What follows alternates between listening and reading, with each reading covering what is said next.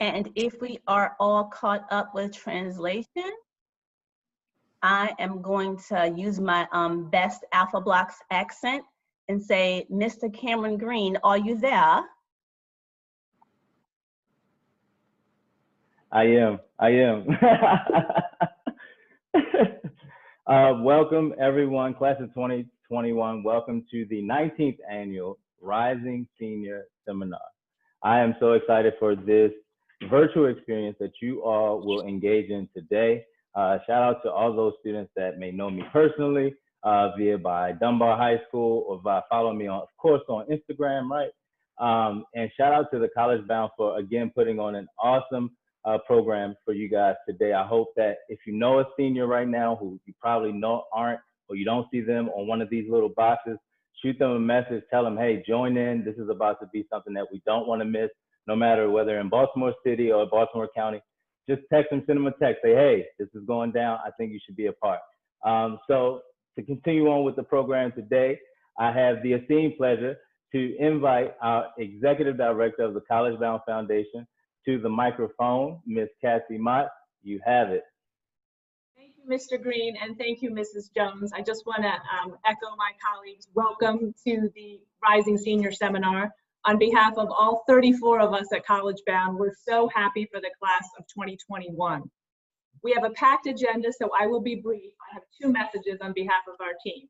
The first is congratulations to you rising seniors. I know the spring didn't go quite as you'd hoped, and the fall looks a little iffy as well. At least the first month of school will be virtual, but we at CollegeBound are here to help, and that really is my second message. And we're here to help in two key ways. We have 20 college advisors. We call ourselves College Access Program Specialists, or CAPS, in 20 high schools across the city.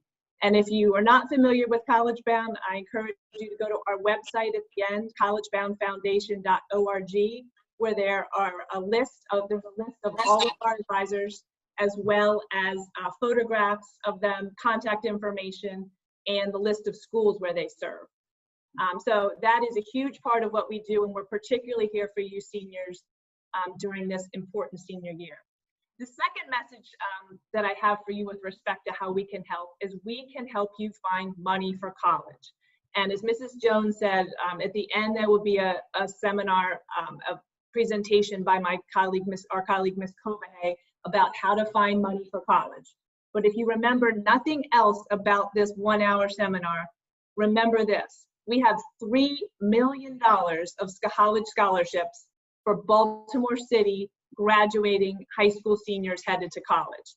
And even if you don't have a CAPS in your school, you can get access to that money. The portal opens on December 1st, so go to our website and get some of that money for college because it's there for you. So again, thank you, Mr. Green and Mrs. Jones. And Mr. Green, I'll turn it back over to you.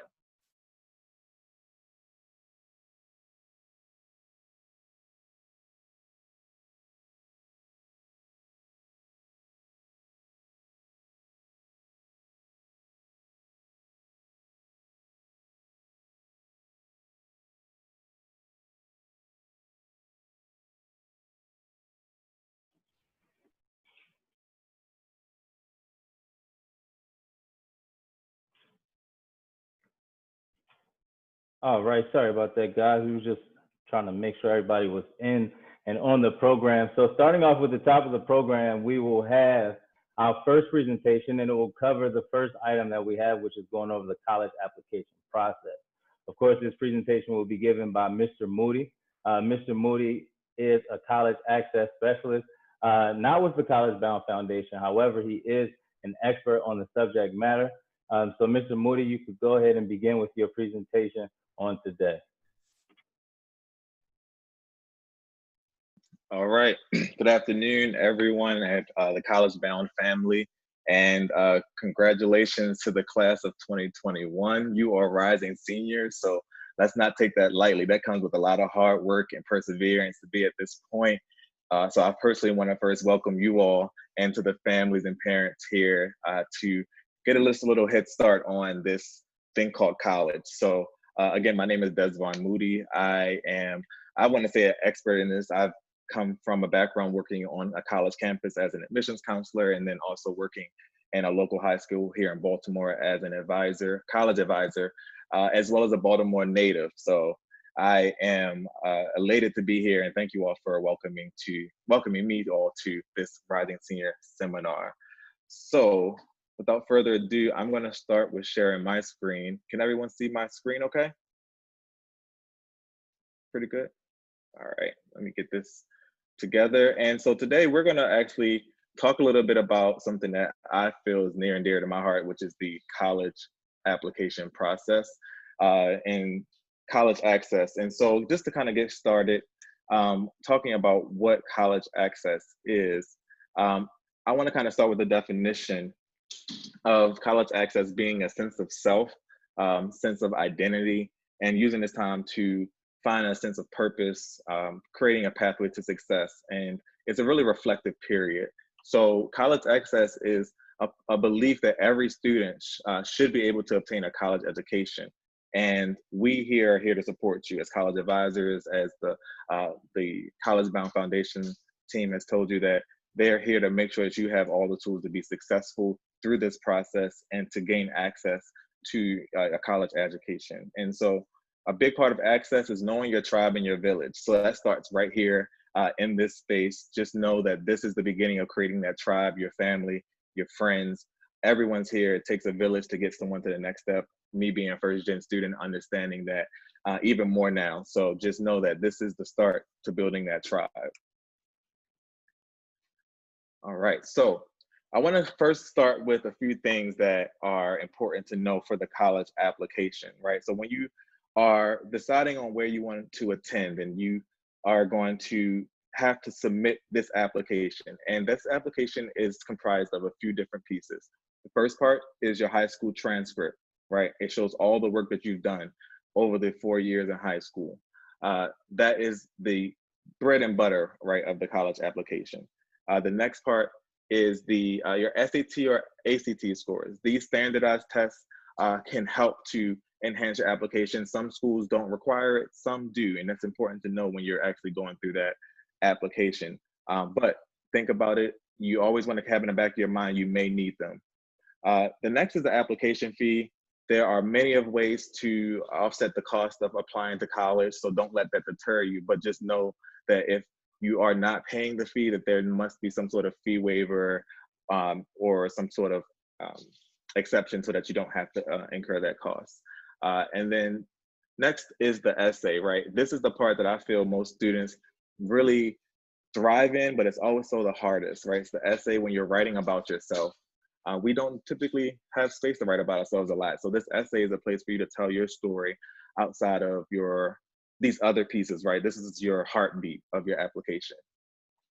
So then from there are some other parts that may be needed, and you see those here: mid-year reports, letters of recommendation, resumes, portfolios, right? All of these come together to paint the picture of who you are as a student, as an athlete, as a community member, as a leader. And college representatives are going to look at this, and it's going to help make that decision for if you would be a good fit for their school, right? So it's really about fit when it comes to these things. So I want to go back to the transcript. If you are getting ready for college, one of the things you want to make sure that your transcript is error-free. So making sure that you have the correct courses to graduate. Are you on target to walk across the stage in your senior year? If there's any kind of credits that need to be corrected or recovered, because those things happen, right? We want to know ahead of the game if that has to happen and what to do. And also being aware of your GPA and your rank if you have it, if your school does that, right? This is just a place to start, and you take that to maybe your college advisor if you have a CAPS in your school. If you have, when you go to talk to your school counselor, they can help you go through this and make sure this is all good to go. So as we now know what the application is comprised of, there are some responsibilities that your school is going to have and some responsibilities that you will have in the process. So the first I'm going to start with is, what does your high school send over? Here we have a list of items that your school counselor or your college advisor in your school will send on your behalf, right? That's your transcript, your schedule, reports, any letters of recommendation if they need it. And then also at the end of maybe the first semester, they may send a little grade report to let the schools know how you're doing. That's what your school is going to send on your behalf. Letters of recommendation are definitely encouraged, right? Not all colleges will require or read them, but it's good to know if the schools do. I always say it's a great rule of thumb to gather maybe one or two and have those in your back pocket. So if a school does require one, you already have to have one ready. So we know what the school is going to send, right? That's the first part. The next part is, as a student, what are you responsible for submitting, right? So you're responsible for submitting the application, and that is the most crucial part, right? Making sure you are proactive in this process, because it does take a little time to gather the information, put it on online, make it available to the colleges. Luckily, most students are applying through what's called the Common Application, which allows you to send it to many different schools across the country and even internationally. But there are also other application types that most of them are sent electronically. But you're responsible for submitting the application and the essays that goes along with the application, any, again, fees or fee waivers, right? Making sure that you have those prepared and ready to go, as well as your SAT and or ACT scores, making sure that they're officially coming from ACT or the College Board. Again, those things may come with a cost, but there are also waivers to offset that. So make sure you're having these conversations early so that you know what you need to do. And lastly, the other two optional components, resumes and portfolios, you're also going to send as the student. So that is a long list of things that you're going to be responsible for, but if you're proactive with it, you're able to get these things together. It'll be a really easy transition to and through the college application process. So briefly, I want to just look over these application deadlines, right? When you're applying to colleges, there are these different deadlines, and they all are going to be based upon you as a student and what your expectations are when you enroll, right? Regular decision, you're just going to apply. It's not binding. Early decision is a sometimes binding decision where you are committing to that school, and you should only apply to one only early decision school. Early action is just an earlier consideration, but usually it's not binding. And then rolling just means that schools are just admitting students on a consistent basis in the application window, right? And so as you're going through to make your list, make sure that you understand which schools you are supported by which deadline and how to stay on time, on task with that. So now that you have the bread and butter of what the application looks like, I'm just going to touch a moment on the college fit, which I think is one of the most important and also overlooked parts of the application process. You are really making one of the most important decisions right now in your young adult life, where you're going to spend the next 4 years. And what is right for you is not always going to be right for another person, right? Que lo que es bueno para ustedes no siempre va a ser bueno o correcto para otros. Es una segunda familia. Location, distance from home, the cost, organizations on campus, all of those things are things that you are going to want to think about before you truly make your decision. And it's something that should be consistent throughout your process, right? Continuously ask yourself these questions and challenge yourself about what you're looking for, what you want, because it may change. So I suggest, 3 to 8 schools is a good list of schools to apply to in that range. It just gives you a good number of choices. You're going to definitely apply for schools that are in your reach, but also things that may push you out of your comfort zone or be more of a challenge. And you always want to have what we would like to call a safety school, where you absolutely know that you will be accepted and that you will also enjoy attending, right? And be able to grow in that environment. So just a quick acronym when you're thinking about college, it's called SLAM: size, location, academics, and money. If you keep that in the back of your mind when you're thinking about a school, you always have something to reference to think about the specifics that may be important to you. And it helps with just the college search process. There are so many schools to to pick from, so many ways to access information, and it can be hard to narrow it down, but this can help give you some direction with it. And so as you go through your senior year as rising seniors, there are some things that can help you get the most from the admissions process. Now, I know things are different under the circumstances as far as being virtual, but there are still a lot of ways to get information to help you make the best decision. So visiting the colleges is definitely important. I know CollegeBound does a great job at getting you on college campuses, and I know going into this next year, they're going to give you some amazing opportunities as well. But definitely take advantage of that. See it for yourself, you know, and get a chance to really experience what it will be like to be that student on the campus. Take advantage of college interviews and workshops and seminars. Definitely applying early is a key point to this. Taking the time to get started now as rising seniors, it will give you a head start into your senior year, because you're going to already have a lot of work coming at you. But if you take the time now to give yourself a little bit of a buffer, the process will be a little bit more easier during the academic year. And then a big part is meeting with the college reps when they come to your school. Making sure that you are having conversations with the college reps, whether that's virtual, whether that's in your school building. Feel free to email them. I know Courtney will probably talk about that later, but they love having conversations and getting to know you. And that is an important part. And especially in a virtual world where we may be in the fall, don't be hesitant to sign up for those open houses or virtual tours if you need be.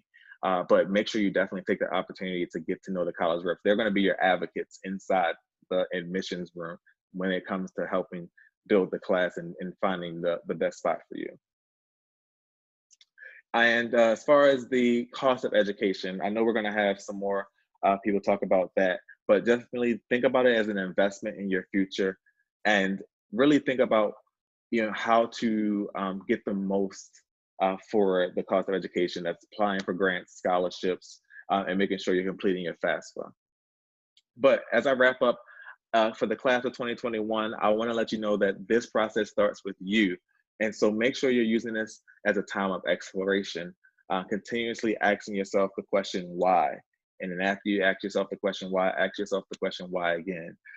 This will be a temporary inconvenience for a lifetime of reward. That's how I like to look at it, right? So anything that's worth having is worth putting the time in, but it starts with you, and you definitely have everything you need to be college bound. Thank you.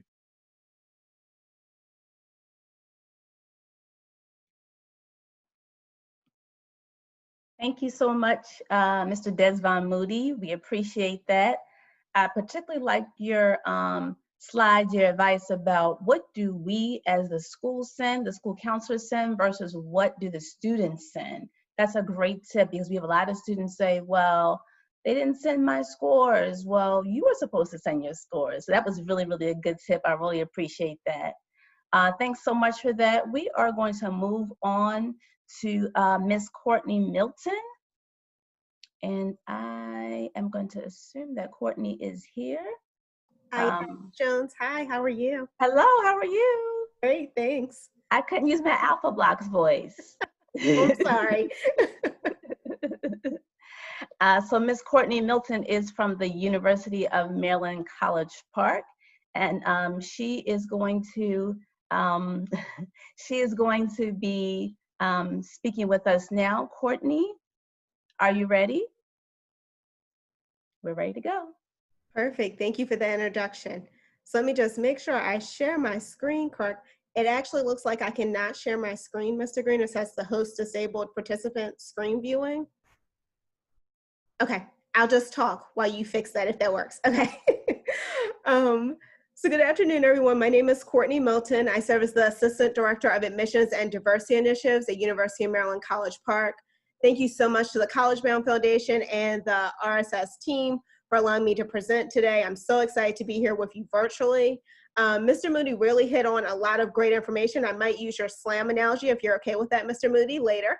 But what he did hit on that is truly true is the fact that admissions reps want to hear from you. So even though you see that I am at home and still working and have on my red blazer and ready to present, we want to hear from you. So even though we're going to be virtual, You know, a lot of your high schools will be working with us to set up virtual college visits. Please try to make sure you attend those for schools that are your top choice institutions. You definitely want to make sure you sit in those, get good information, also hear updates from the universities about what's going on as well. Mr. Green, can I share my screen? Oh, yep, perfect. Thank you.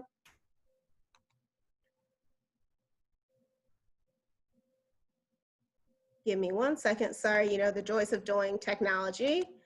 Can everyone see my screen, hopefully? Yes, it says University of Maryland. Thank you, Ms. Jones, for nodding.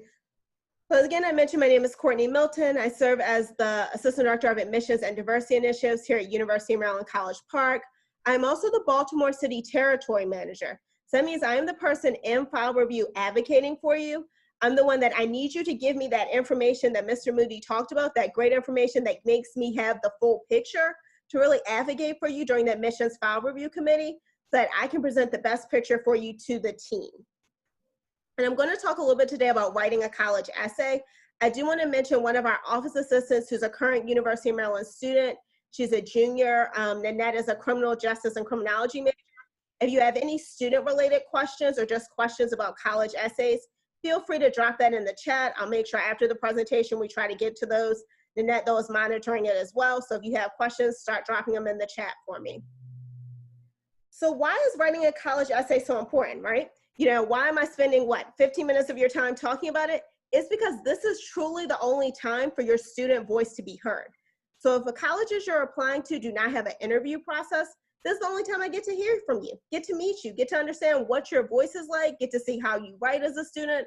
So again, those letters of recommendation from your counselor and your teacher, they'll talk about you as a student, but I don't really get to know you until I get to that essay. I think another thing to talk about is the fact that for most colleges and universities, your application is used more than once. So it's reviewed not just for acceptance into that school, but it's also used for acceptance into merit scholarships and for living and learning programs. So again, when you're focusing on that college essay, be thinking about it's going to be reviewed multiple times. Your whole application is going to be reviewed multiple times, but that college essay, again, if there's something like, for instance, at University of Maryland College Park, we have a program that is really dedicated to community service.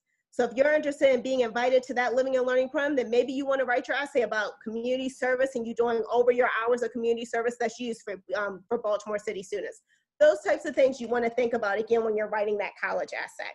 Then I'll also talk a little bit about how to select a topic.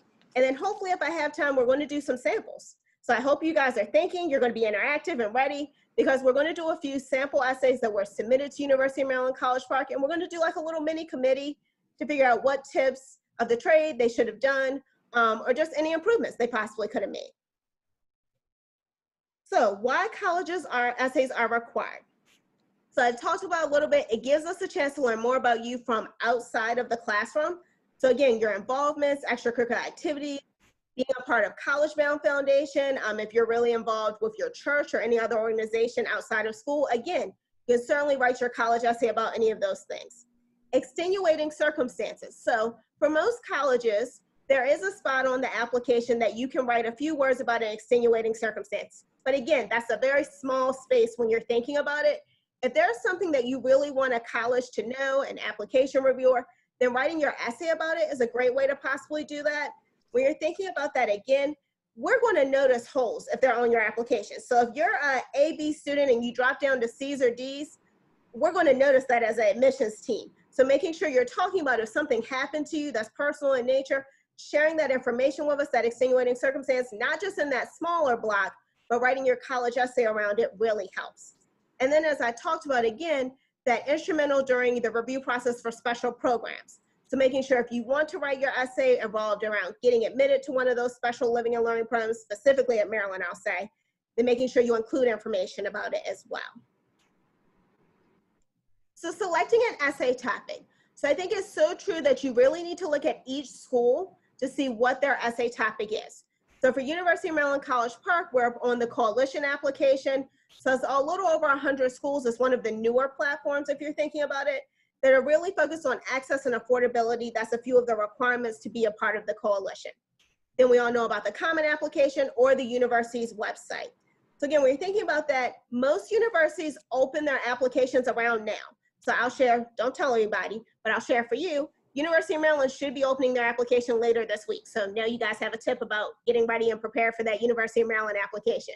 But thinking about it, this is the perfect time. So we're all home, right? So this is a perfect time to get a head start on figuring out that best fit, as Mr. Moody talked about, in terms of what college is truly for you, but also starting to work on your essay. And I can't stress that enough when I talk a little bit about essays later and really truly the importance of it. So ideas to what to write about.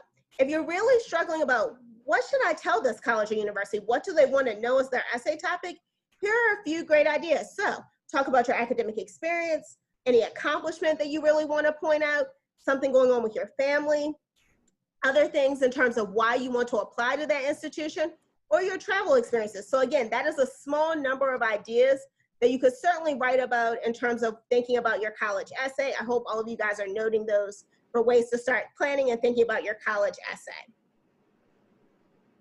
So a few tips for how to write a truly strong essay. So the first one is write from your own experience. So you are always the topic of your college essay, and I can't stress that enough. So a few years ago, a university had a topic, an essay question that was, why do you like mustard? Do you think that that university really thought why you like spicy mustard versus honey mustard versus just regular plain old mustard? No, not at all. It was a way to see how students creatively think and approach the essay topic. So again, it is not a research paper. I cannot stress that enough when you're thinking about your essay, but coming up with that fun, creative way to be original and really showcase you as a student. Be consistent. So you should be grabbing a reader's attention within the first 2 to 3 lines of your essay. Now again, will we read it? If it doesn't grab our attention, of course we will. We read everything you submit, but you really should be grabbing our attention that we want to know more. I want to know more about the student and why you're writing about this essay topic. So again, attention grabbing is important. Be specific as how, not what. And I really like to do this example as showing versus telling. So when you think about showing versus telling, if I'm talking about my favorite season is fall, then I just say my favorite season is fall, and I like to put on my sweaters and my boots. But if I'm telling you and I'm really setting the stage, then I talk about my favorite season is fall because the leaves change colors and they change that very pretty orange and red and yellow color, and then they fall. And then, I can hear them crackling underneath my, black boots that I like to wear with my purple sweater that go Ravens during football season. All of that, you guys got a more vibrant picture of what I'm talking about when I say I like fall. So that's the example of showing versus telling, really setting the stage, being specific, so that any reviewer really feels what you're feeling when that college essay. Remember your audience, and I cannot stress that enough. Again, you can write about a controversial topic should you choose to, but really be thinking about who is reading your application. So you guys have all seen my face, you assume my ethnicity, but again, you don't know anything else about me, right? And your assumption about my ethnicity could be completely wrong. So I say all that to say, when you're thinking about that, don't just think, okay, I saw this college rep come and they presented to my high school, and so I know that that's automatically going to be the person that's reading my application first. That's not always the case. And so again, thinking about your audience, that someone might be older than you, definitely, yes, but older than you, but also thinking about generational differences. Also, you don't know their sexual orientation as well. So again, you always want to make sure you're writing your essay so that you're not offending someone when you're thinking about it. So again, I'm telling you to be true to yourself, but just making sure you're not offensive when you're thinking about that. You should not be using curse words. We had a student about 3 years ago that decided to use curse words in their essay. I think that he did it for shock value. It wasn't good shock value. So again, let's not use curse words. And then other things, no text speak. So if you type you when you're texting someone back, when you're writing your college essay, you want to make sure you're writing YOU. Write, revise, and repeat. I should not be, or any college rep should not be the first person reading your essay. So again, I'm talking about you have all this time during the summer. Talked about, most colleges and universities open up their application now. Start working on those college essays. So again, if you write best early in the morning to music, then that's how you write your college essay. It's late at night, same way, in a quiet space. Making sure someone else reviews it. So again, one of the CAPs or your English teacher or a mentor, anyone like that, reading your essay out loud. I know that sounds very silly, but it's not. You catch a lot of grammatical mistakes when you read something out loud. So try it. Let me know if it works, but I'm already going to tell you I know it works because I do it sometimes when I'm reading emails. So again, reading it out loud really helps in the process of your writing a strong essay. Few more tips. Please do not let someone else write your essay. So I've already talked about the importance of it and truly why it's so important in the admissions committee and your application process. I don't want to hear someone else's voice. So do not let someone else write your essay. Exceeding the word count. Now, if you are the type of student that usually when you write your papers for high school, they're usually under the word count, you are thinking about your college essay, you did something wrong. So your college essay, if the word count, for instance, for University of Maryland is 550 words, your essay should not be only 200 or 300 words. If your essay is that small in word count, you did something wrong and I need you to revise it. I need you to do something again. Again, you should be revising anyway, but you need to be adding that additional word count because you're not giving me enough information or any admissions reviewer enough information to really advocate for you or to give them the full picture. So again, getting close to that 550 words, we're not going to, if it's 552 words, obviously you can still submit it, but again, it should not be only 300 words. Adding fluff, I think is important as well. So for college essay, if you're thinking about how many words that is, you want to be as specific as possible, but not adding tons of fluff to your essay. Grammar, I already talked about in terms of double checking, so those grammatical mistakes. Also, information about specific schools. So if you're that type of student that I am not going to catch that I submitted an essay that says that I'm applying to, I'm applying to University of Maryland, College Park, but I say, this is why I'm interested in applying to Towson or UMBC, for instance, then just don't include the school. If you know that you're that type of student and you don't really, we'll just say don't pay very close attention to detail. That's a nice way to say it. Then don't include the school. You can certainly use your college essays for more than one school. A lot of students do that. We encourage you to do that if you don't have time to write multiple. But again, if you're including the school information, making sure you're catching that throughout your process. So we're not seeing, oh, well, now we know they're applying to UMBC too and Towson as well because you've submitted your essay to Maryland.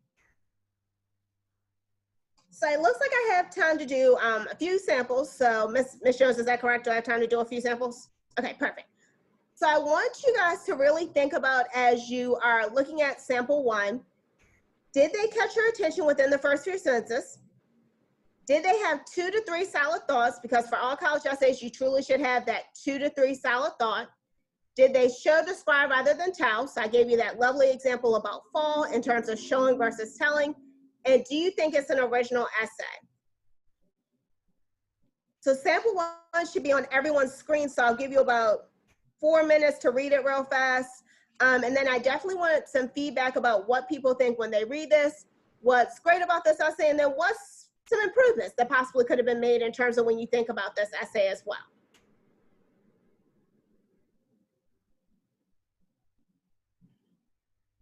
And I think Mr. Green or Ms. Jones, can the students use, can they raise their hand or can they respond in chat because I can't see everyone? So would you guys be able to call on them just because I can only see 4 people's faces on my screen right now?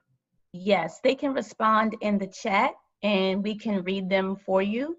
Okay, perfect. Thank you so much. Does that work out well? Okay, great. Yes, that's great. Yeah, I can see people raising their hand, but yeah, if the students, or families, if you can respond via chat, that'd be perfect, please. Thank you.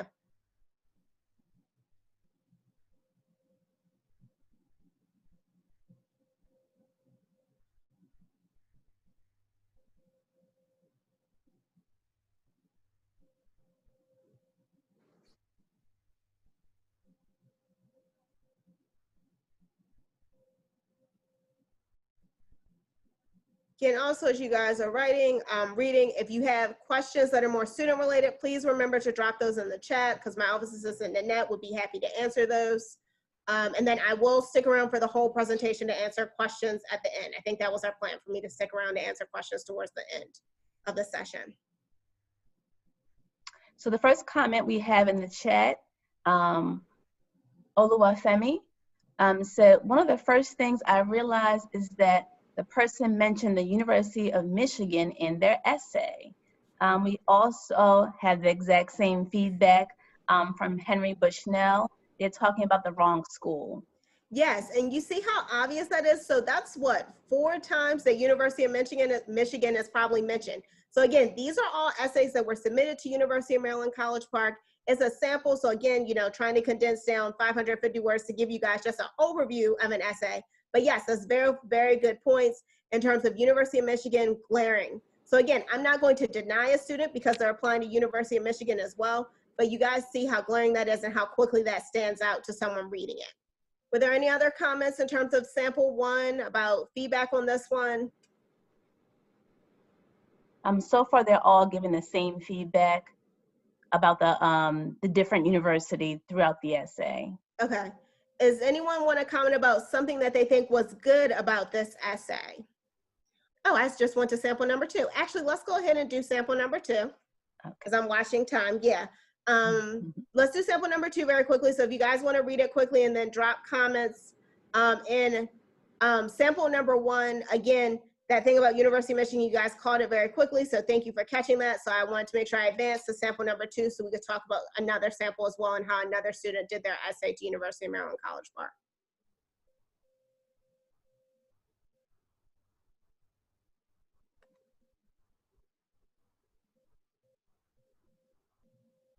I see someone also said unoriginal. Cool. I can see the chat, Ms. Jones. I see it.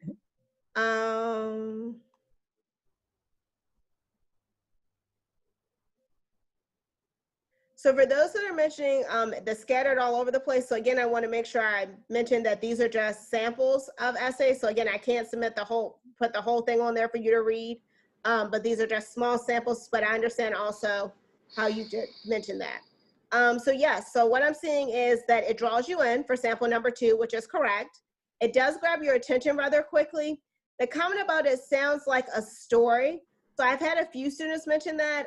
Also students who felt like they thought that the student writing the essay was going to be the sick student in the bed that's mentioning about having cancer instead of it being a student org that the student is a part of. So again, thinking about college essays, they're subjective. So you guys all had very different viewpoints, some of them very consistent about thinking about that college essay. But when you're reading an essay as an admissions committee, we have some of those same feelings, you know, things that jump out. But what I will say sample 2 did very well is that sample 2 pointed out an organization that she's a part of that he wanted to make sure that they really brought to the forefront. So again, yes, we're reading those activity resumes, but if there's something you're truly very passionate about that you want to make sure you really bring it to our attention, a great way to do that is by using it as your college essay. So thank you everyone for your feedback. Thank you again, CollegeBound Foundation. I will be here at the end, but my name is Courtney Milton. If you have any questions, feel free to reach out to me at Apply Maryland, again, APPLY, the state of Maryland, MARYLAND, at umd.edu, and I'm happy to answer any follow-up questions. Thank you again so much for your attention and for participating, because I couldn't have done it without you guys participating, so thank you so much. I will stop sharing my screen, Mr. Green, and you have it back. Thank you so much, Ms. Milton. Again, Courtney Milton is the Assistant Director of Admissions and Diversity Initiatives at the University of Maryland, College Park.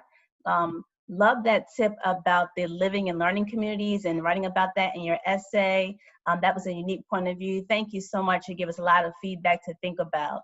So our next and final presentation is going to be from Ms. Jennifer Kovahay. She is the Director of Success here at the CollegeBound Foundation, Director of Student Success, and she is here to talk about the all-important money for college. Jennifer, are you there?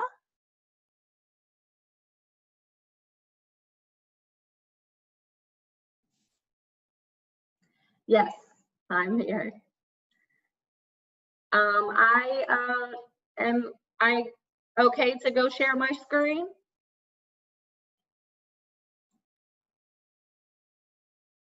Yes, okay.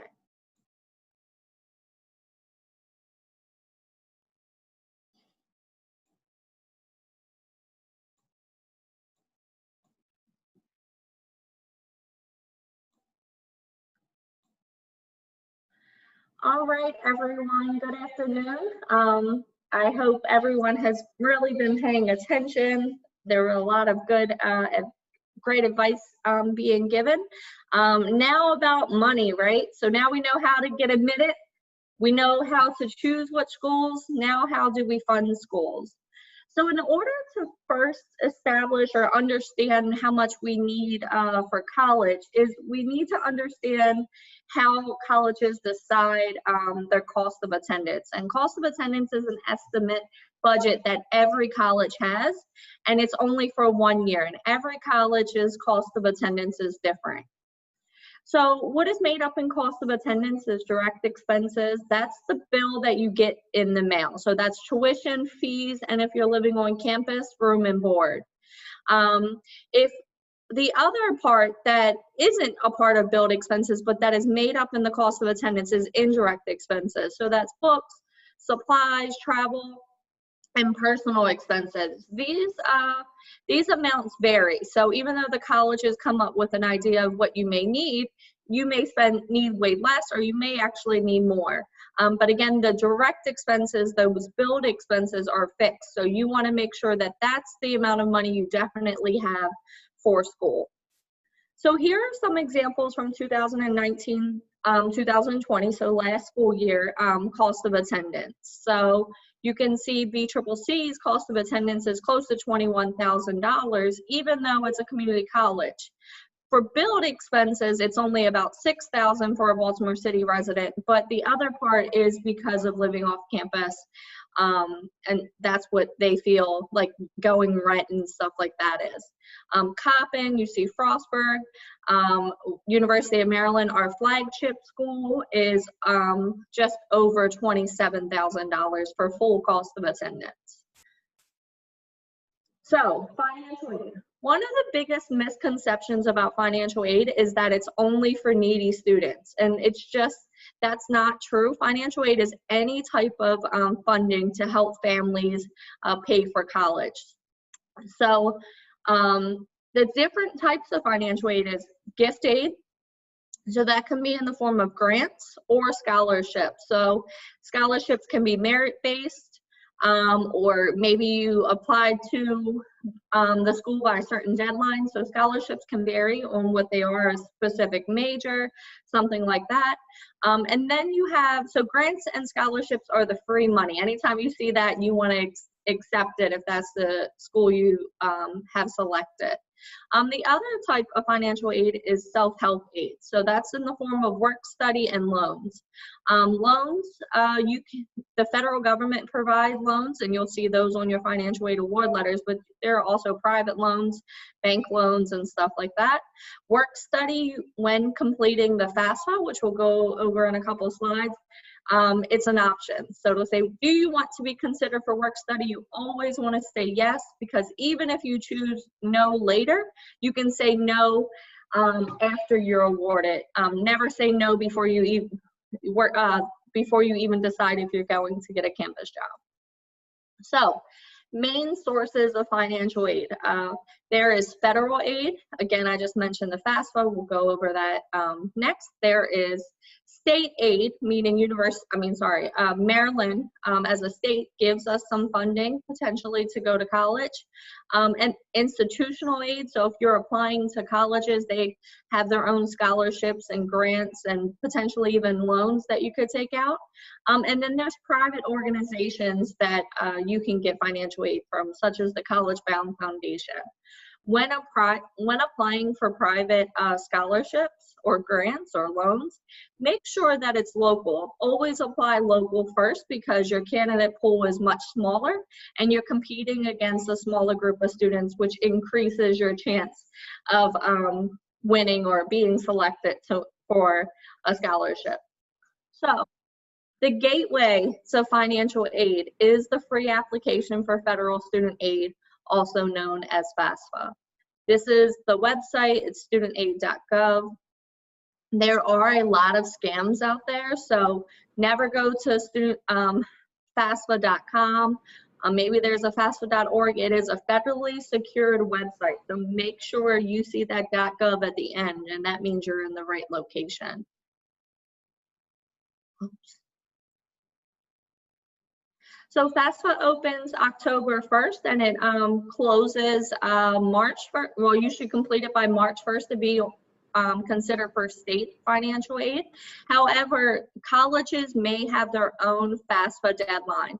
So like College Park, we just heard from Ms. Milton, their FAFSA deadline is the same as their application. Well, we like to say get it done by your application deadline. And then I believe it's in the mid-December.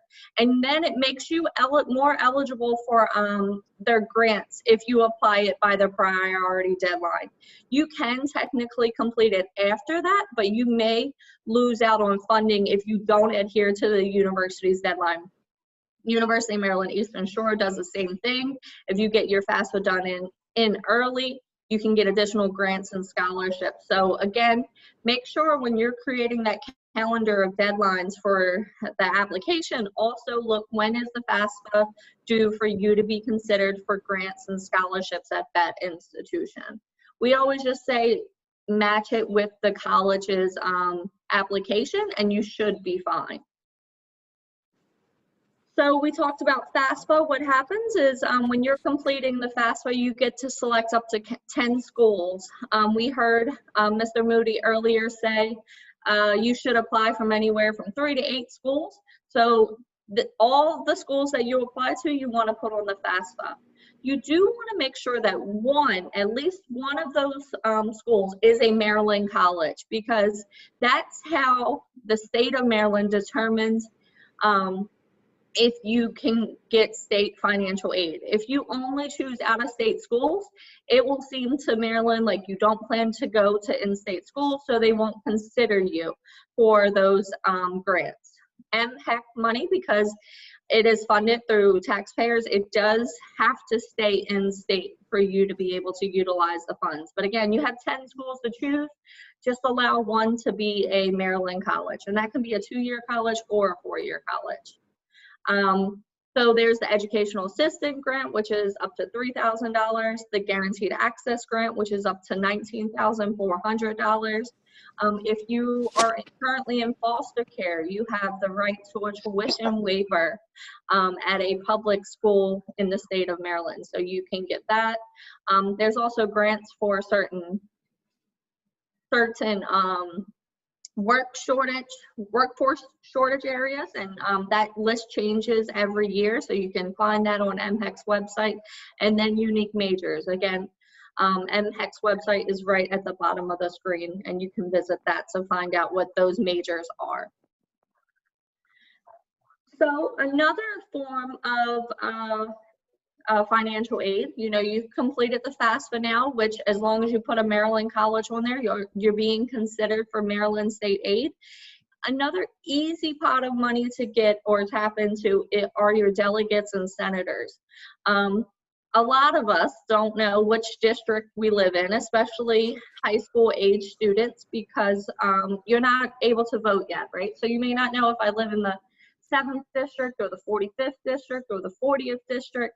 But in order to be able to find that out, you go to mdelect.net, type in your home address, not your school address, not your grandmom's address, but your home address, your address where you and your parents reside, and see which district you live in. When you do that, all of your delegates, there's typically 3 delegates per district and 2 senators. Sometimes there's only 2 delegates, but it's typically 3.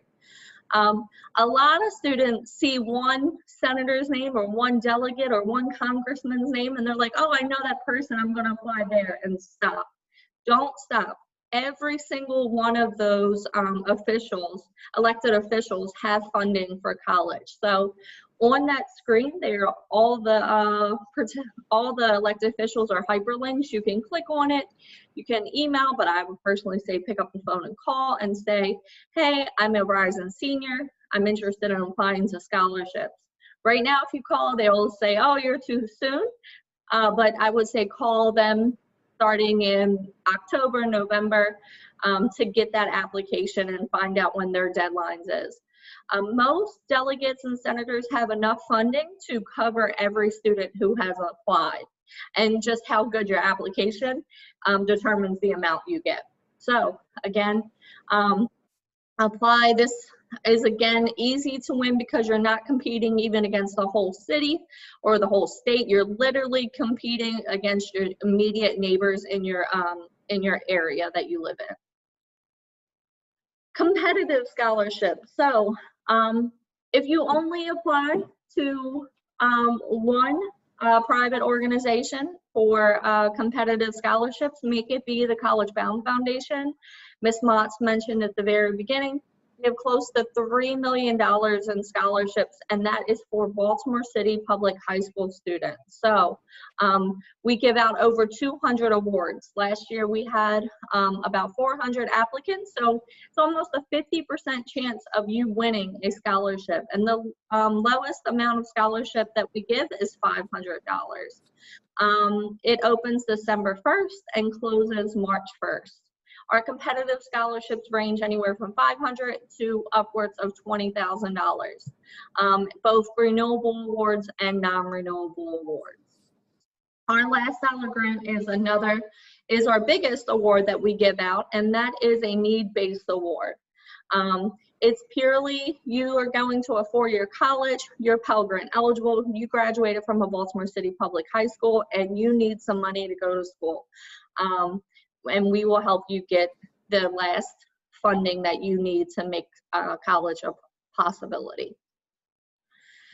So in order to apply for our last dollar grant, we need your high school transcript, we need your financial aid award letter from the college you have chose to attend.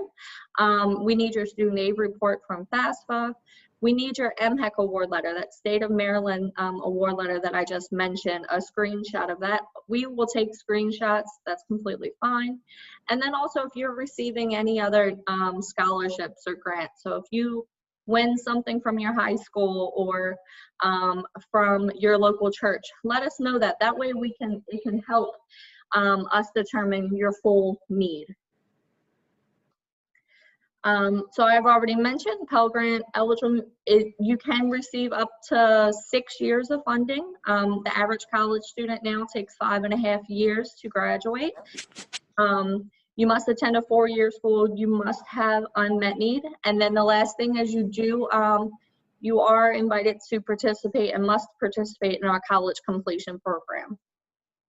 So CollegeBound Foundation also has competitive scholarships. So this is the one where you may have to write an essay, will need your academic resume and some letters of recommendations.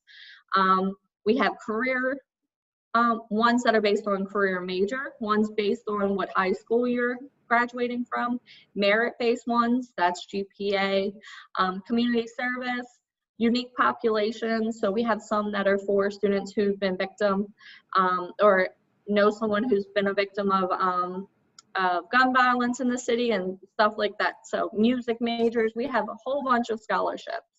The way our portal works is you do one application and it filters out the scholarships that you're required for, so you don't waste your time on the ones you're not. Other private organizations, Central Scholarship is another local organization where you can get scholarships for college. And again, you're only competing locally. Instead of just Baltimore City though, you can be competing against all of Maryland and private schools as well. Baltimore City Public School System has some scholarships. Make sure you get that information from your counselor. Naviance, you can go on there and search to see all the different scholarships that come up. FastWeb is a national database that will give you some scholarship options. Look at your job. Have your parents ask their job. If applying to, you can apply for fraternities and sororities. Usually the local chapters have scholarships, your church. If you do Chick-fil-A or McDonald's or Burger King, apply to local franchises.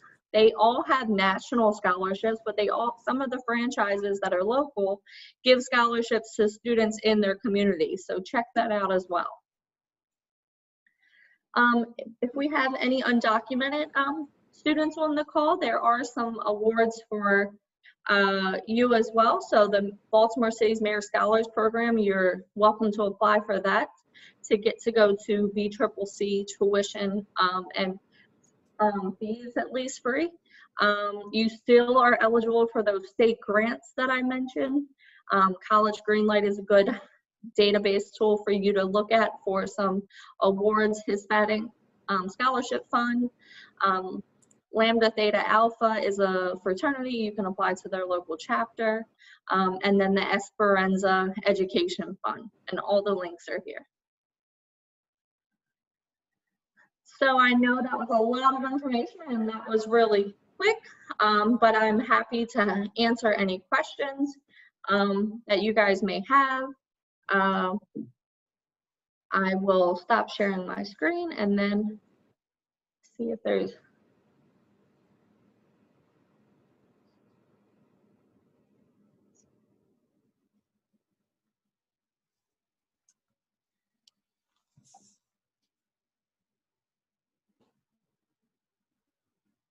Okay, it looks like there are questions coming in the chat, so we're just gonna go ahead and move along. I apologize, we had a little bit of technical difficulties. We had quite a few parents and students trying to get into this call for the wonderful information. So everyone who wanted to be in should be in now. That's actually a great problem to have. More folks wanting to come in. We had some folks come in late. But again, if you have friends that still want to join, please encourage them to join us. Thank you so much, Ms. Kovahay, for that presentation. Again, we have close to $3 million here at the CollegeBound Foundation, just waiting for you to apply. You do not have to attend a CollegeBound school to apply for these funds. However, if you do attend a CollegeBound school, before we drop off, we're going to have our specialists to introduce themselves, where they worked in the 2019-2020 school year. And we are just going to go in order by name. So first up, we have Justin. Justin, are you there? Yes, can everyone hear me? Yes. Hello, my name is Justin Sy, and I was started the CollegeBound specialist at Vivian T. Thomas Medical Arts Academy. Thank you, Justin. Trevor. 1 second. How you doing, everyone? Trevor Walker, CAPS at Carver Vocational Technical High School. Thank you, Trevor. Appreciate that. Up next, we have Miani. Hi, everyone. My name is Miani King, and I served at Green Street Academy. Thank you. Katrina, you're up next. Hello, everyone. My name is Katrina Cousins, and I served at New Era Academy and Douglas High School. Teresa. Hi, everyone. My name is Teresa Brown. I serve at Patterson High School, Reach Partnership, as well as Renaissance Academy. Tony. Mr. Harold, you have to unmute yourself. Thank you. Thank you for reminding me. Good afternoon. I'm Anthony Harrell. I'm at Baltimore Polytechnic. And come on, Polly, give Miss Green and I a shout out. Send us something in the chat right now. Yes, and the next person from Poly is Beth. Hi, good afternoon, everybody. I'm Miss Green, and I get to work at Baltimore Polytechnic with Mr. Harold and the counseling team, and it's so good to see so many of you on this call. All right, up next we have Mario. Hello, my name is Mario Clark, and I am the counselor at Achievement Academy High School. Thank you. Michael. Hello, my name is Michael Walden, and I'm at Reginald F. Lewis High School. Thank you. Good afternoon, Wendy. Good afternoon. My name is Wendy Nagoski. I am the CAPS at Western High School. Coach Marquise. Good afternoon, everyone. Marquise O'Neill at Mergenthaler Vocational Technical High School, better known as Mervo.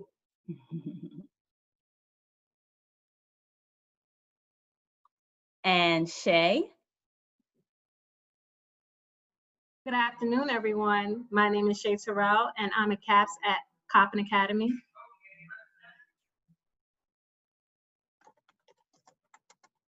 Good afternoon, Mr. Travis. Hello, I was the CAPS at the Academy for College and Career Exploration, as well as City Neighbors High School. And did I forget anyone? You? Yes. How could we forget? You forgot me. Miss Angela Fitch.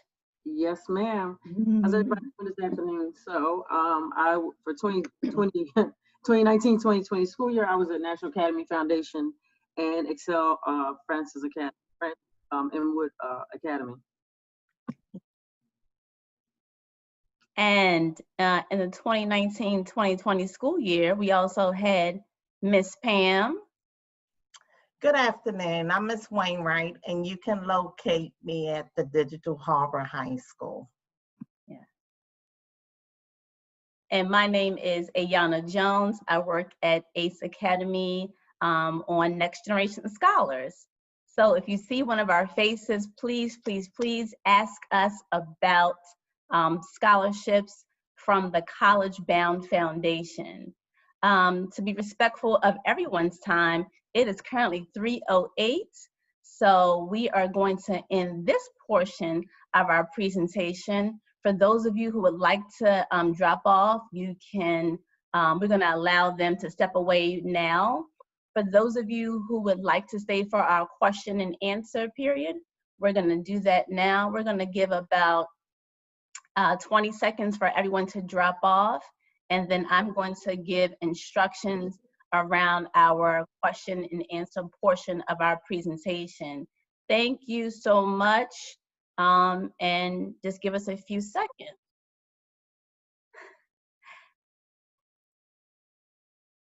Mr. Harold, they're looking for you to meet next week at Poly, they said in the chat.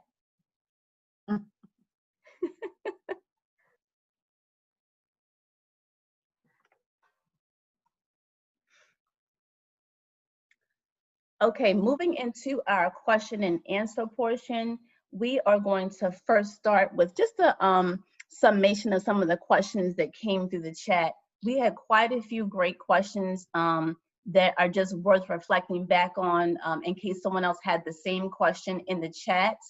We are going to have that summarized first. The parent questions by Ms. Green. We have any NCAA questions that are going to be handled by Ms. Fitch. If any of our Latinx families had questions that came in the chat specific to you all, Ms. Rosas, Ms. Adriana Rosas is going to introduce herself later and go ahead and answer those questions. At the end, that's going to be a very brief summation, but at the end, after Ms. Rosas finished her portion, that's when you guys are going to have your chance to answer any questions. You guys can go ahead and at the bottom of your toolbar,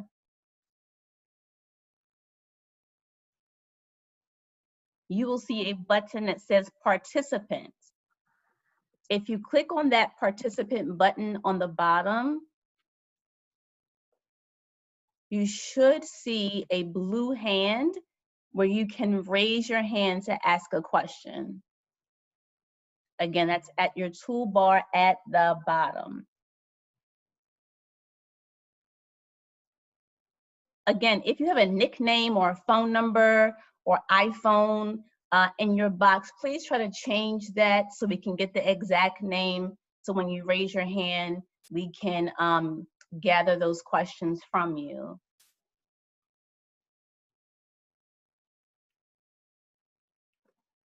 Okay, so if everyone is on board, we are going to start with Ms. Green.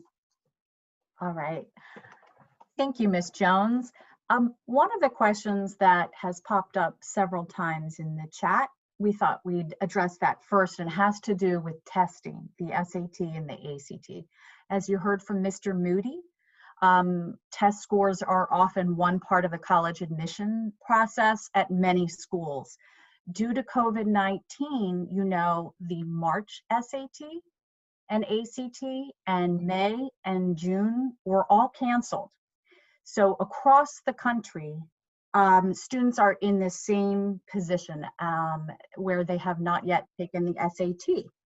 Because colleges understand the difficulty, many of them, in fact, more than half of them in the United States have made a decision to be SAT optional this year for the class of 2021. What that means is that if a college has made a decision to adopt a test optional admissions policy, it means that test scores are not required. That if students were able to take the test and choose to submit their scores, they may.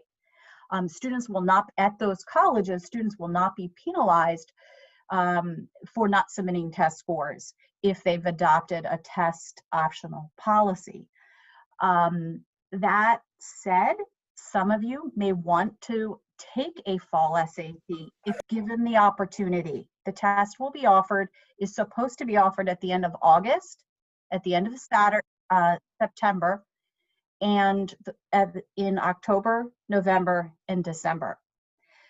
For those of you who registered for the August SAT, it's important for you to log into your College Board account and to check your email to see if the College Board and the high school, your test center, have gotten in touch with you about cancellation. We are aware that in the past week, some of the test centers in Maryland have decided to cancel the August SAT. We realize this is frustrating for those of you who have been preparing to take it. We are frustrated too. Many of the schools have decided it's just not safe to administer the test for large groups of students. It's very important that you take time this afternoon, if you registered for August, to double check. Is your test center still open? We have received word that many of the high schools in Maryland that were planning to be test sites for August have now canceled. What they do when your test is canceled, College Board is informing you that you will be refunded if you paid for the test, or your fee waiver could be used to register for another test. They won't automatically sign you up for another test. You still need to log into College Board and go to My SAT and get yourself registered for another test for September or October or November. We realize there's a lot of uncertainty, and I guess we have to be honest and say there's a chance that the September test could be canceled as well. It's because of this uncertainty that colleges have really decided to go the more flexible route. If you are unsure whether a college has made a decision, go to their website today. Put that on your to-do list. Go to the admissions page and look up the instructions for the admissions cycle this year. Many of them, the vast majority of Maryland public colleges and universities and private in the state of Maryland have decided to waive the SAT as a requirement, or the ACT this year. In addition to waiving it as a requirement, many of these colleges have also said, like University of Maryland College Park and UMBC, that they will not require test scores for consideration for honors programs and scholarships as well. So it's really important to kind of look at your list and look to get the most current information from the admissions office. And then of course, reach out to us, reach out to your CollegeBound specialist if you want to have a conversation about this. If you're able to register for a fall test in the next couple months, our recommendation is you go ahead and you sign up, right? To keep your options open, to give yourself the greatest number of options possible. While the SAT doesn't look like it'll be a requirement at many colleges, there's a chance that you may have one college or university that does require it, right? or that there might be some special scholarship or program where submitting an SAT score is to your advantage. So go ahead and register for a fall test. Reach out to us when you need help or if you want to have an individual conversation about it. Let's see. College Board does, I see in the chat, College Board does send out emails when they get word of cancellation. Here's the challenge. Some of the high schools appear to be canceling and not informing College Board in a timely fashion, which is why it's important to go to the College Board to contact the school directly. I tried yesterday to get through the customer service number and the college advisor number, but was not able to. But we know that there are limited spots for August in the state of Maryland. But cannot share with you that full list right now because it just really hasn't been verified. Let's see.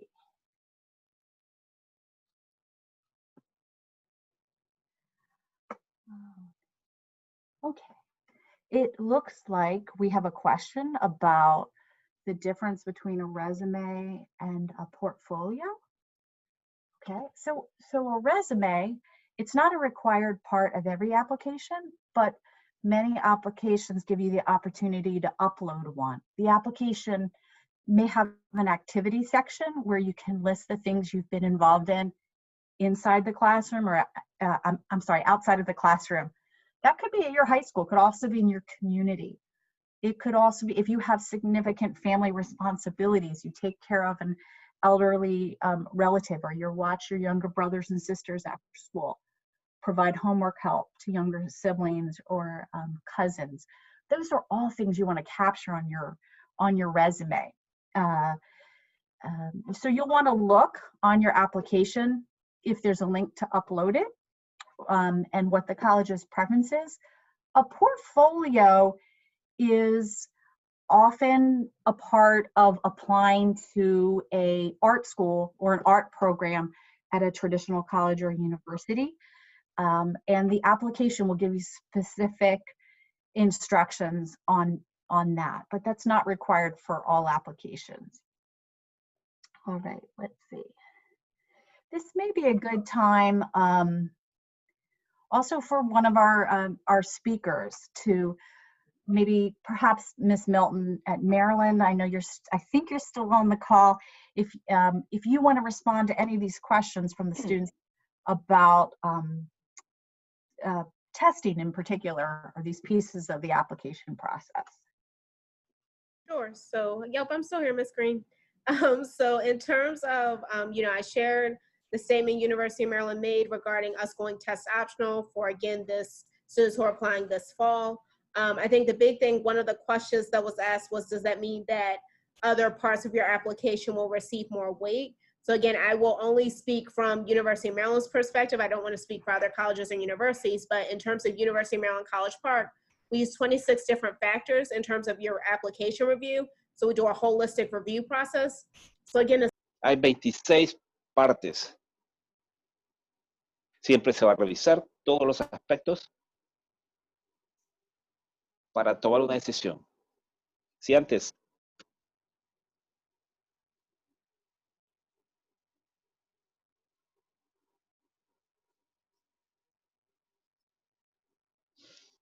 van a escuchar todos los componentes de la aplicación, nosotros no tomamos un límite, ¿verdad?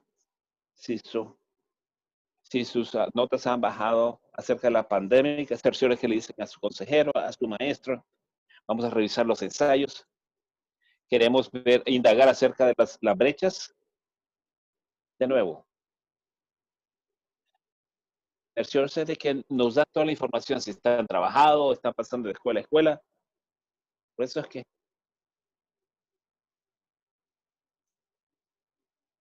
Por eso digo que en la Universidad de Maryland, College Park, estamos revisando los 26 puntos para poder tomar una decisión en el proceso.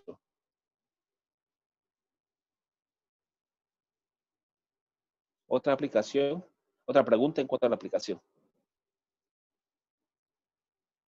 ¿Cuándo comienza? University of Maryland's college application is likely to be open and live this week. The Common application became live last week. August is really the month that most of the colleges and universities will post and update their application. This is the month to kind of get started on the pieces of it. You can create your accounts. College applications are not something you're really going to do in one sitting, right? You're gonna spend time on this over the next couple of months with the goal to complete your application, submit it by the deadline that you're using. So for many of you, your college applications will be due November 1st or November 15th. The college might give you that an earlier option to submit your application. If you get your materials in by the earlier date rather than the regular date in the winter, you'll find out earlier.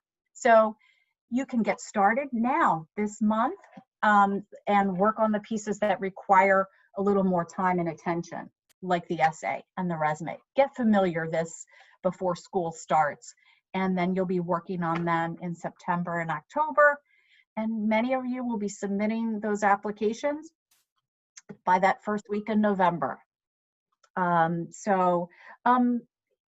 know, I have heard kind of offline some questions about the NCAA for those of you that are student athletes and the college application process. There are a couple things you have to keep in consideration. So I want to make sure that that we give you a little bit of time. Wish we had more for that. We have Miss Angela Fitch, who's one of our resident experts on the NCAA and college recruiting at CollegeBound. So I'm going to pass this over to her.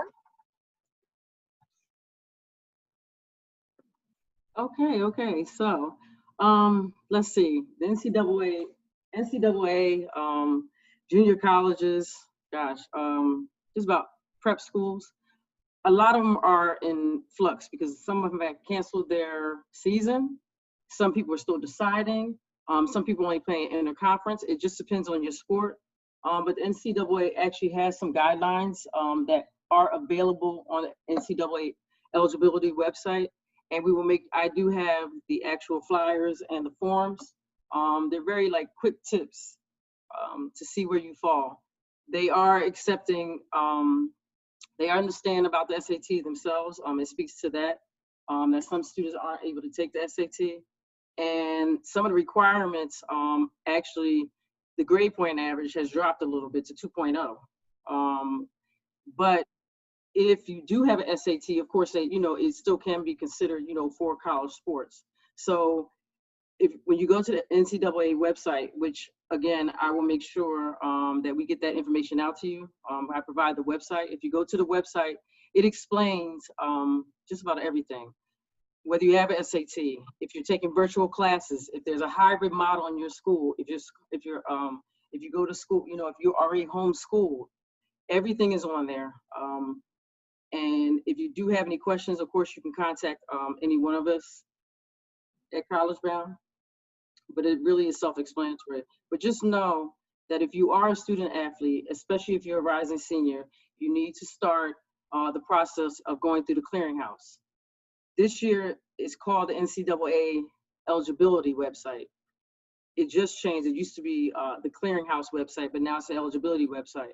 And it's a process that you have to go through to make sure that you've taken the correct courses, that you have passed, that you've done a certain amount in sports, and that you don't have any discipline problems. That's a big thing. So they go through a process, they certify you, and then you're eligible to play college sports.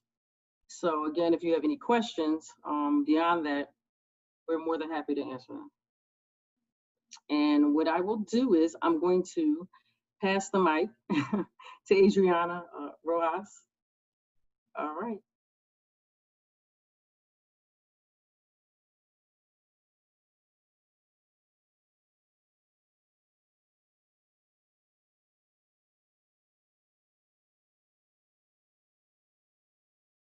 it back to me.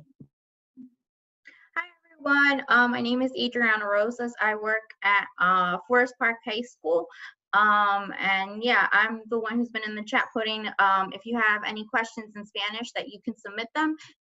If you want somebody to speak with your parents, I know sometimes that's a hurdle in and of itself. As a Latinx student, to speak to them in Spanish, I'm more than happy. I put my contact information in the chat, and it's also on our website. So.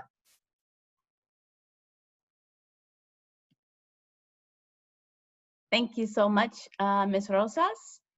And we're going to give one last opportunity. I do not see any raised hands or any additional questions in the chat at this time. Mr. Green, how about you? So there is a question, actually. I don't know if you see it. It's about scholarships. I don't know that we answered that. Do you see it? Yes, thank you, Angela. Looks like Ms. Collins, what are some good scholarships for minorities? Also, is there an advantage of being first-gen student, or is it neutral? Thanks so much for that question. Actually, those two questions. And I have two great answers for the first one. Yes, for minority students, the CollegeBound Foundation is one great organization where we want you to apply. Secondly, the UNCF. We also, I tell my students about the Congressional Hispanic Caucus as well as the Congressional Black Caucus are great places to apply for funds if you are a minority student. To your second question, you want to make sure on the FAFSA, where they ask you questions about your parents, if your parents have not completed college, but they did attend college but did not complete college, you still want to put high school as their highest level completed. That will flag that you are in fact a first generation college student. I want to briefly throw this back to Ms. Milton for a second to talk about first gen college students. Do you have a second? Okay, great. So as Ms. Jones mentioned again, so if your parents did not graduate from college, then yes, you would still be considered a first generation student in terms of our process. Again, different scholarships. So I know there being a few dropped down in the chat. Ms. Coveney talked about as well. I really like to recommend fastweb.com as a great scholarship resource. And I see a few more coming in the chat that have already been mentioned. In terms of being a first gen student at University of Maryland College Park, that is one of those 26 different factors I talked about in terms of our review, process. So again, that is taken into account.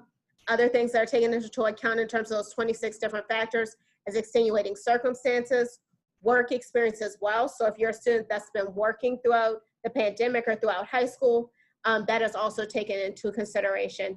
And then there are some scholarships, for instance, at different colleges that are offered. So I'll talk at University of Maryland College Park. Specifically, we have the Incentive Awards program, which is for students in Baltimore and Prince George's County. Students are Pell eligible. So if they apply by the November 1 deadline, are accepted to University of Maryland College Park, information will be emailed to them. So again, that really falls on the student that they have to submit the FAFSA, the NISFA in time to be considered Pell eligible. And so with that, you will receive an invitation from the Incentive Awards program to apply for their program. Can't stress enough, I think Mr. Moody might have talked about, but if not, email is so important when you're applying for colleges. So again, whatever email you use to apply to that university, that's the same email we're going to send things to. So if you're the student now that is not on top of your email, please get on top of it now during the summer, because if you miss an important deadline in terms of applying for a scholarship, we in admissions offices or your counselors, we can't do anything to help you. So again, looking out for those emails. Same with accepting scholarships.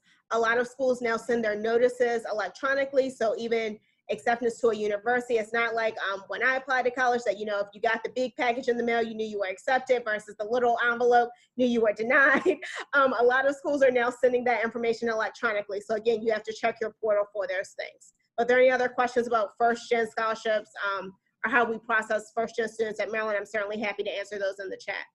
Thanks, Ms. Jones. You're welcome. Thank you so much. It looks like we are wrapping up here. I'm going to throw it to our illustrious Mr. Green Sr. So we do want to thank you for joining us today for the 19th annual Rising Senior Seminar. I want to personally thank Courtney, Mr. Moody, and of course, Jen of CollegeBound for engaging our students today with some very insightful information. We do appreciate you. It's like a virtual hand clap. You're getting a virtual standing ovation. And we also want to thank the CollegeBound, of course, for putting on such a great event. I do want to remind all students and families that this was recorded. We will be able to send this out to PowerPoint. We will be able to share this with you all. So if you would like it, we do have your email address. We're going to send you a survey. And if you would like this via mail, you can have it as well. I do want to end off with just giving you guys a note that, of course, some of you all said that you were first generation students. I just want you to know, of course, going into a year where it's just the year of the uncertain, right? I always tell the students at Dunbar, where I was last year, that that's just that piece of resilience that just makes you a step further than the average student. It's just your ability to show that you have character and that you can stare adversity in the face and that you can overcome any challenge that you may see. And you can't articulate that via a resume. You can't articulate that via test score. You can't articulate that via GPA. That's just something that's in you. And I think that's something that you all should go into this school year knowing that you are resilient students, you are resilient families. The FAFSA will not be easy. Submitting forms will not be easy. Making a resume, chasing down teachers for letters of recommendation, it will not be easy. But good things come to those that wait. So always just be patient. Like I said, it's going to be frustrating, but just know that there is paradise on the other side. Take it from a first generational student from Baltimore City, like many that work for the CollegeBound Foundation that saw it through. And now that we're on the other side, we're able to tell generations to come that it is possible that you can go to and through college. So again, that's it for us today. We hope that you enjoy the rest of your afternoon. You are free to exit the virtual tour now. I'm going to end us on live. I'm going to end us, and we hope that you have a good day. Go ahead and preach, brother. Go ahead and preach.